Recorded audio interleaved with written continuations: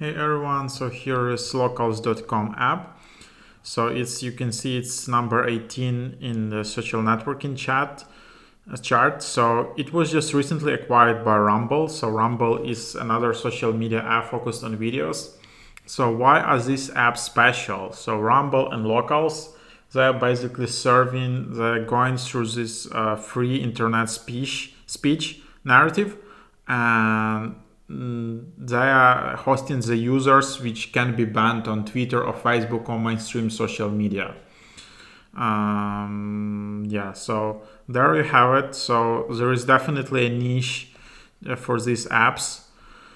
And like locals.com is kind of like a Patreon.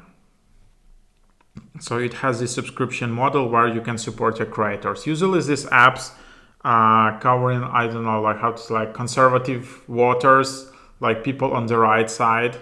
So I don't think these are apps for liberals, because like Twitter is considered like the paradise for liberal people, but there is not that much space for people who have more conservative views actually. So that's why there are more apps like Parler, Rumble, locals.com, and all of that. Um, so that's the app, and then join locals, connect with creator. Local empower creators to be independent by running them means to build their own digital home.